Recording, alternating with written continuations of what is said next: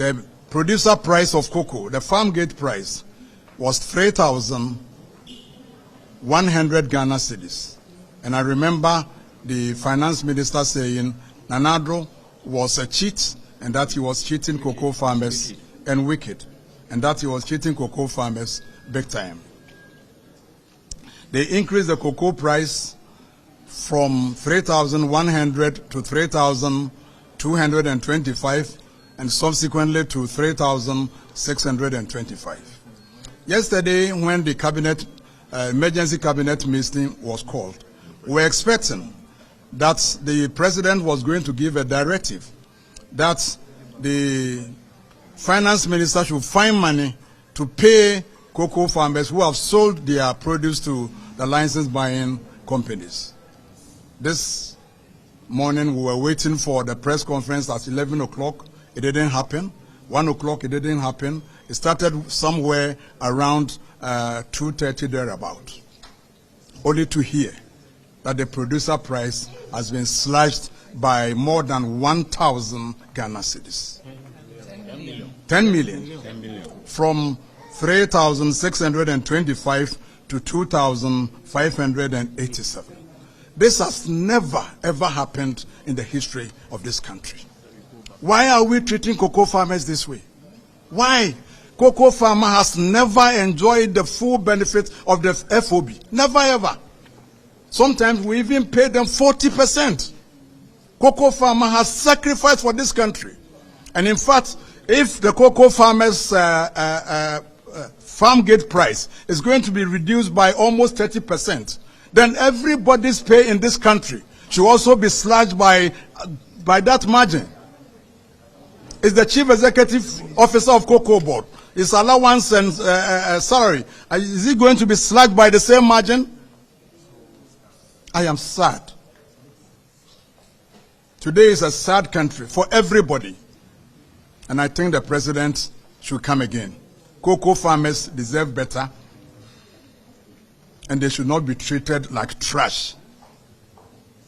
I thank you very much for your attention. Enra Mobetia, President Kase offer emergency meeting. Then you know say emergency meeting now offer no. E dia sem papa beba.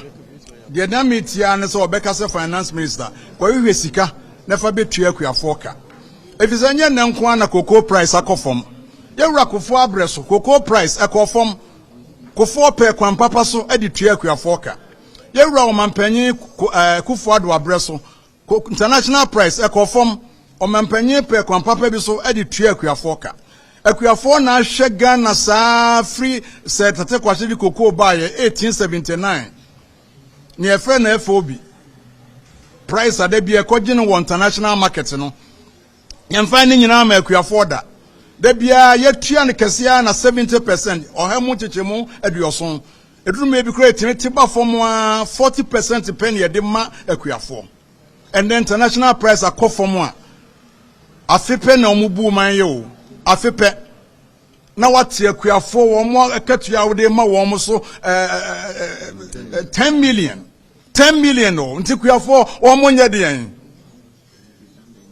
Akuafo na show man yisa ye man ye scholarship ye de bi ya kwan ye de bi si bibia akuafo na show man yinyina na no ukohwe Bank of Ghana omo report ba ya report no nko ase afie nko ano 2025 nko ano omo nya 3.9 billion dollars wo de fa multiply current rate into sika na akuafo sika no omo de ye de na ebo ne kofom a wo kote akuafo omo akatua de ma wo so 10 billion bag of the bebe bia enti mo gidi se one akuafo edi ne ye ye beto aba asembe ne yantian free yewura kopoko asembe ne yantian free yewura atofo sin ho senya me ya adom mahama na mu ose wonni kokofo akopa asase wonni kokofo akopa asase enti asase ayenkopa na no nie resetting no enu nie resetting enu nie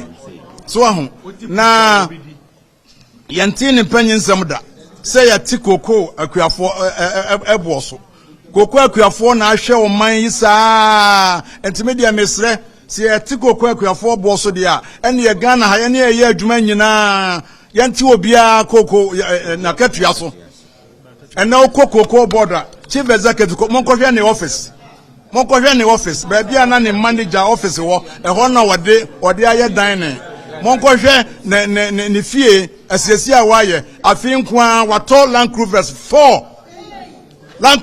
4 na ane de yente so enti na katua ne yebete so ene me werɛ pa ada me werɛ kese pa ya ada me ma me wuye ene de kwa ye atwa saa de no mo ye atwam nti resra mo nyina mo fama no tumbi ne yensu ma akuafo na eya akuafo na hwe man yi saa bepem ne ada ne atutu wo mo saa nti yesra man panyin se wo mra biem na nene chine ya o meka san papa foforo enchire akuafo na se ne we pass what so 10 million de yempene eno kwan de yempene nti yesra wo man panyin se won san mra biem yedamase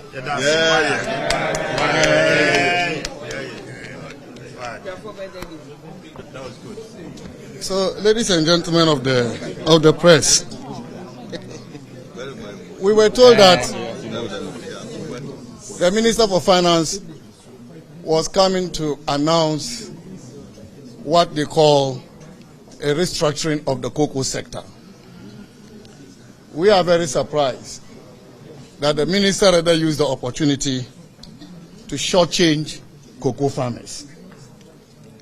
Before we left government, we introduced a turnaround strategy for cocoa board, and we worked on this with the IMF. This strategy was intended to comprehensively restructure cocoa board. What is happening today in the cocoa sector is not surprising to us because this government has failed to implement the cocoa board turnaround strategy. That is why cocoa board is facing these challenges. I heard that the minister is directing to move the cost of cocoa roads to the Ministry of Roads. This measure was in the strategy, the turnaround strategy that we handed over to them. It took them 1 year. They have not implemented it. Only because there is now crisis in the cocoa sector, the minister has rushed to announce this measure, which the minister was well informed about in the strategy for turning around cocoa board, which we handed over to them. They were also supposed to legislate a transparent pricing policy for cocoa. They have not done that. They were to remove some cost items which tend to reduce the producer price of cocoa, which we thought were unnecessary and in some cases duplicative. They have not done that. They were supposed to get cocoa board to move away from non-core businesses and also to improve on efficiency and reduce cost, particularly in procurement. They have not done that. And so as far as we are concerned, this NDC government did not need to announce any new strategy for restructuring cocoa board. And as we expected, they could not announce any comprehensive strategy for restructuring cocoa board. If they implemented the strategy that we handed over to them, cocoa board will not be in this mess. And so, ladies and gentlemen, I am even surprised that the IMF is sleeping over this. Because we developed this strategy in consultation with the IMF as a requirement, one of the requirements for implementing the IMF program. I'm really surprised that the IMF has gone to sleep on this. And this government is recklessly managing the cocoa sector, which has brought us to this unprecedented crisis in the sector. Given the scale of the crisis in the sector now, a sector which is one of the most important pillars of our economy, one expected the government to give cocoa board a bailout, as we did during the MPP time, rather than reducing the producer price for cocoa. A bailout would have been necessary, particularly at the time we are told that the economy is strong and resilient. They said they are better managers of the economy. An economy that is better managed cannot pay cocoa farmers. An economy that is better managed reduces the producer price of cocoa. And so Ghanaians can see the deception and the narrative that the NDC government brought to them about our government, the previous MPP government, as having badly managed the economy. Ghanaians can now see who is better managing the economy. Ladies and gentlemen, the cocoa of Ghana, Ghana's cocoa, is now considered more expensive. And this has been confirmed by the CEO of Gov't, my friend Randy Abe. He has confirmed in an interview that Ghana's cocoa is now more expensive, and therefore consumers are turning away from Ghana's cocoa, as a result of which demand for Ghana's cocoa has fallen. The reasons for this are not far-fetched. We warned this government about the reckless overvaluation of our currency. We warned them several times that these dollars they are pumping and pumping into the economy, that reckless intervention. Last year alone, they intervened to the tune of 10 billion United States dollars. The trend has continued. That reckless overvaluation of our currency will affect our economy. Because those of you who understand economics know that when you overvalue your currency, it adversely affects the export competitiveness of your country. And so, is it surprising that the competitiveness of cocoa on the global market is reducing? Is it surprising? Because this government thought that managing an economy is by pumping dollars to shore up the city. And now this is the effect. Overvaluation, when your currency appreciates unreasonably, as we are seeing, your exports suffer. Rather, what you see is promotion of imports. And so more imports are coming into our economy. Our exports are losing value on the international stage. And increasing imports will only come to reduce the domestic production base, because it will affect domestic production of goods and services. This is why you go to the market today, imported rice is now more expensive than locally produced rice. You go to the market, imported maize is now more expensive than locally produced maize. This government, it's cheaper. It's now cheaper than locally produced maize. This government should know, because they have economists amongst them. They should know that anytime you are implementing a policy, there are trade-offs. There are trade-offs, and therefore by overvaluing the currency as a policy, they should know that other sectors will suffer.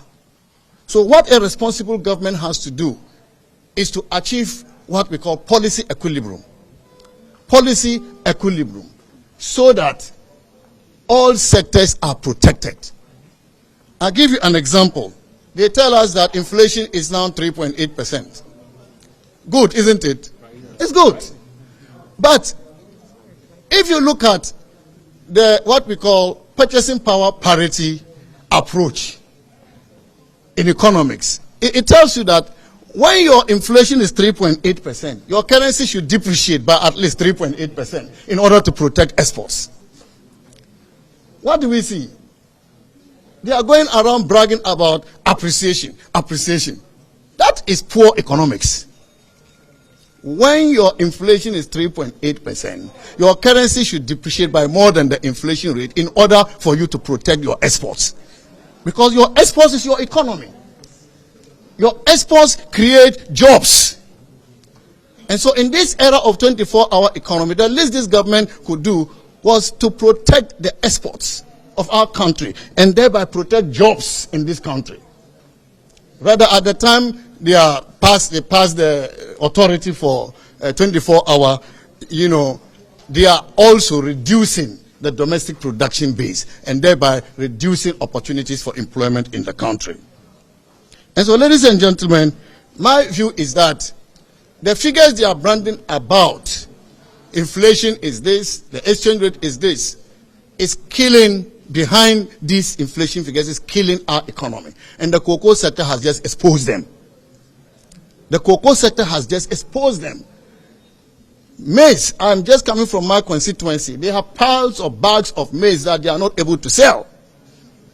Because people will go to buy the imported maize at the expense of locally produced maize. And so the efforts our farmers are putting into this work to save our economy, to save our country, to feed our country, this government, the NDC government, is recklessly undermining all these efforts. And it won't be long before Ghanaians will see the reality of this government. So I thank you very much.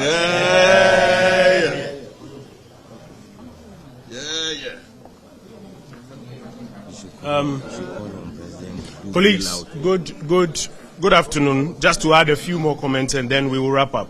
First of all, we are of the view that we did not need, the Republic of Ghana did not need an emergency cabinet meeting just for the purposes of discussing how to pay cocoa farmers. When you have to call an emergency cabinet meeting just for the purposes of discussing how to pay cocoa farmers, then there's a real crisis in government, which you are covering up with some numbers and some narratives. In the previous MPP era, payment of cocoa farmers was a matter of regular procedure. Now emergency cabinet meetings are being called just to discuss how to pay cocoa farmers. But to the more substantive argument, first of all, the announcement that Cocoa Board should immediately pay them, that announcement is of no effect. Because that announcement presumes that Cocoa Board has the money and was deliberately refusing to pay the farmers. Is that what was going on? No. Because if this whole press conference is about the fact that the government went to a cabinet meeting and has instructed Cocoa Board to pay the farmers, seriously, it raises more questions than answers. Because unless you are saying that the money was available and Cocoa Board was refusing, then what the government should be doing specifically is instructing that emergency liquidity assistance should be released to Cocoa Board to pay the farmers, not an announcement that they should be paid.